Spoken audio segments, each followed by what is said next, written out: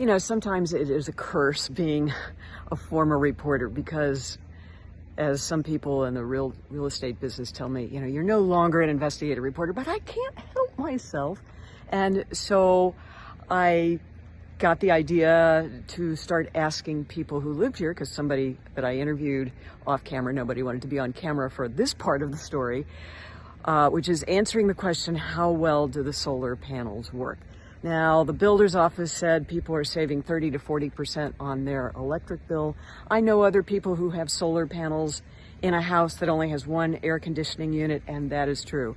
Most of these houses, if not all of them, because they are so big, have 2 units. So their bill is going to be pretty large, probably in the $400 range or around that. So in talking to people who lived here, I talked to one person who actually didn't live here, but she lives on a Lennar property, and she said, it's not that good.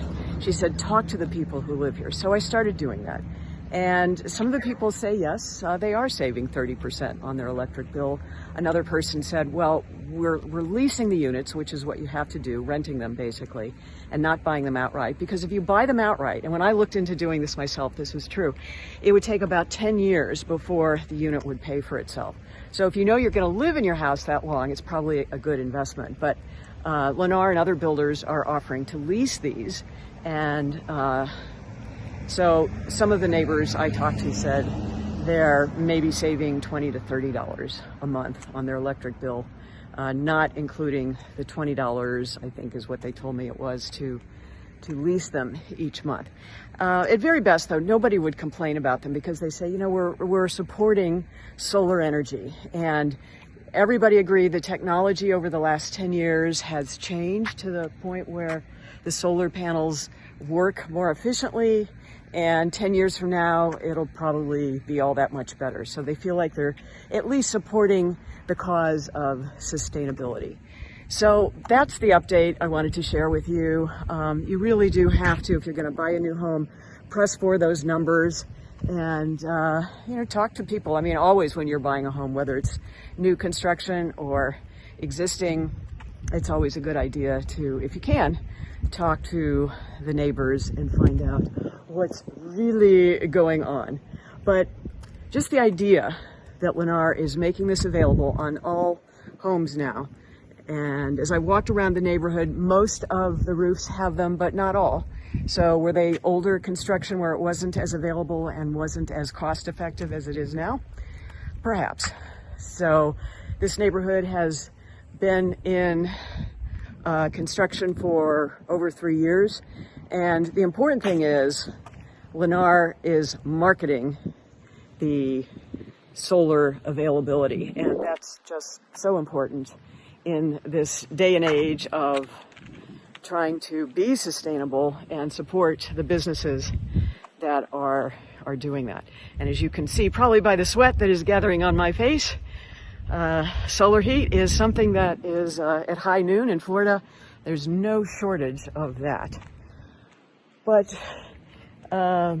generally, the people I spoke to were very pleased with the idea that they do have solar on their roofs, and very little problems reported. One person who said they had a hole in the roof when it was first constructed, but the builder came back and fixed that, as any good builder will do, which is probably why one of the reasons Lennar is at $15 billion a year in sales, the #1 builder in the U.S. in 2020. So obviously they're doing some things right, and I'm sure solar will just be something that continues to develop and be part of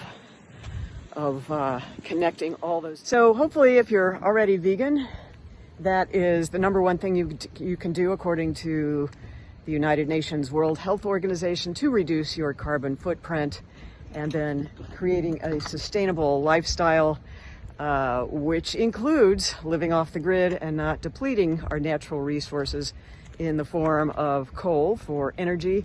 Using the sun's energy is right at the top of that list. But certainly we get to vote with our wallets 3 times a day, and to the extent we can do that, that of course is just so important. But anything else you can do to be at one with the environment and not deplete from it is just so important. So if solar is part of your community and you have a builder and an HOA that supports it, because not every HOA will just let you throw up a solar panel, kudos to the builders who have the courage to say, yes, that's what we want to do. So hopefully that will create the demand for even more efficient solar energy as we go along. Now, most people, and I was involved in doing this like 15 years ago, had a solar panel that was kind of like the one that you see over there in the distance, about 1/4 of the roof surface, and that would heat the pool quite well.